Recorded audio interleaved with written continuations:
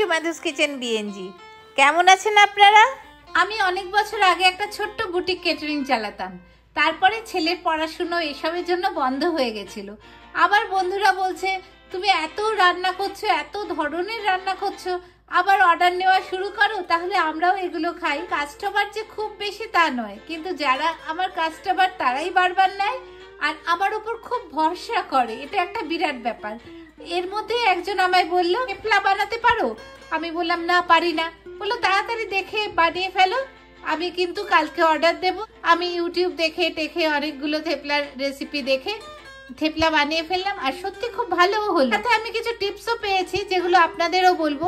কিরকম ভাবে থেপলা নিয়ে গেলে অনেক দিন বাইরে রাখলেও খারাপ হবে না, আবার কোন টাইপের থেপলা তক্ষণি খেয়ে নিতে হবে। মেথি থেপলা বানাতে অনেকটা মেথি পাতা লাগবে।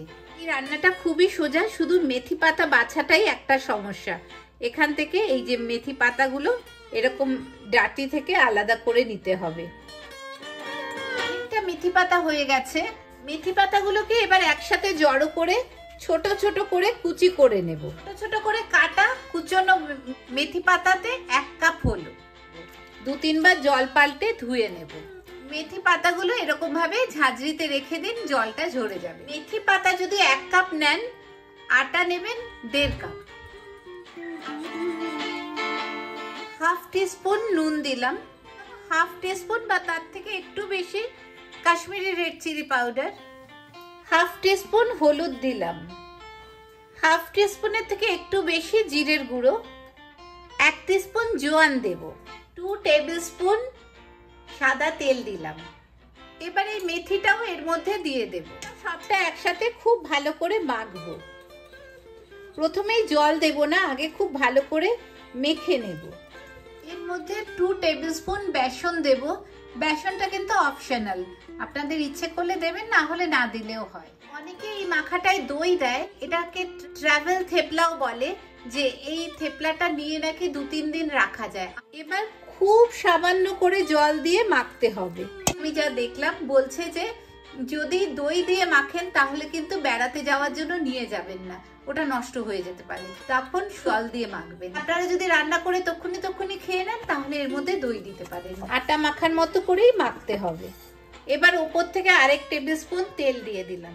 এবার মাখাটাকে আরেকবার ভালো করে মেখে নেব। এরকম টেনে টেনে উল্টে পাল্টে খুব ভালো করে মাখাটা হবে। আর দেখুন একটা কি সুন্দর হলুদ রং এসে গেছে। খুব ভালো করে মাখাটা হয়ে গেছে। এবার আধ ঘন্টার জন্য খুব ভালো করে ঢাকা দিয়ে রাখবেন। একটা বাটি দিয়েও এরকম ভাবে ঢাকা দিয়ে রাখতে পারেন, অথবা কোনো কাপড় দিয়ে রুমাল দিয়েও ভালো করে ঢাকা দিয়ে রাখতে পারেন। অনেকক্ষণ ধরে আটাটা মাখা আছে, দেখুন কত নরম হয়ে গেছে। এখন ছোট ছোট করে কতগুলো লেচি বানিয়ে নেব। 12টা ছোট ছোট লেচি হয়েছে। এই লেচিগুলো লুচির থেকে একটু বড় আর রুটির থেকে একটু ছোট হবে। এবার বেলাটা দেখাই। রুটির মতোই আটা দিয়ে বেলতে হবে। একটা লেচি যখন বেলবো তখন বাকি লেচিটা ঢাকা দিয়ে রেখে দেব, না হলে এটা শুকিয়ে যাবে। প্রথমেই আমি একটা টিপস দিই, যেটা আলুর পরোটার সময়ও বলেছিলাম, এমনি পরোটার সময়ও বলেছি। প্রথমেই এটা আমি পাঞ্জাবিদের থেকে শিখেছি। প্রথমেই পরোটা বানাবার আগে লেচিটাকে এরকম একটু বড় করে নেবেন, তারপর এর মধ্যে জাস্ট 2-3 ফোঁটা তেল দেবেন। এবার লেচিটাকে বন্ধ করে দিন, তারপরে বেলে পরোটাটা খুব ভালো হয়। এবার বেলে নেব, এরকম টেনে টেনে বেলবো। রুটিটা কিন্তু বেশ বড় হলো আর খুব পাতলা হলো। চাটু খুব গরম হয়ে গেছে। এখন থেপলাটা দেব। থেপলা বানাতে খুব কম সময় লাগবে। একদিকটা ফুলে উঠেছে, এবার উল্টে দিলাম। দেখুন একদম রুটি ফোলার মতো করে ফুলে উঠছে। এবার অল্প করে তেল দেব। একটু তেল ওপরে ছড়িয়ে দিলাম, দিয়ে মাখিয়ে নিলাম। উল্টে দিয়ে আবার একটু তেল দিয়ে কয়েক ড্রপ তেল দিয়ে আবার এদিকটাও সেঁকে নিচ্ছি। খুব কম সময়ে তৈরি হয়ে গেল নরম তুলতুলে থেপলা। আবার বেলছি তখন কম আছে, চাটুটা গরম হতে থাকছে। আপনারা যদি চান পরপর অনেকগুলো থেপলা একসাথে বানিয়েও নিতে পারেন। আলতো হাতে বানাবেন, খুব একটা চাপ দেবেন না। আপনারা দেখছেন মাধুস কিচেন বিএনজি ইউটিউব চ্যানেল। দেখুন তো নিচে সাবস্ক্রাইব করা আছে তো, একবার চেক করে নিন, না হলে একটু সাবস্ক্রাইব করে দিন। একটু হাত প্র্যাকটিস হয়ে গেলেই এইভাবে একটা ভাজতে থাকুন আর একটা বেলতে থাকুন।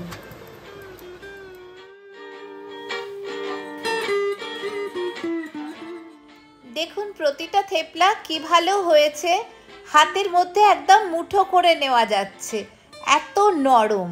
আমি অনেক রকম প্লেলিস্ট করেছি, সেটা আপনারা দেখতে পারেন। ডেসক্রিপশনেও কিছু লিংক রাখবো আর এন্ড স্ক্রিনেও রাখবো, আপনারা দেখতে পারেন। কি সুন্দর নরম তুলতুলে হয়েছে, একদম হাতের মুঠো এসে যাচ্ছে। এরকম রোল করে দিতে পারেন, চাটনির সাথে খেতে পারেন, আচারের সাথে খেতে পারেন, দইয়ের সাথে দিতে পারেন। অবশ্যই বানাবেন গুজরাটি ডিশ থেপলা। আমার চ্যানেল মাধুস কিচেন বিএনজিকে সাবস্ক্রাইব করবেন, ভালো লাগলে লাইক করবেন, একটু শেয়ার করে দেবেন, তাহলে সবাই মিলে আমরা রান্নাটা শিখতে পারবো। ভালো থাকবেন সবাই। Thank you.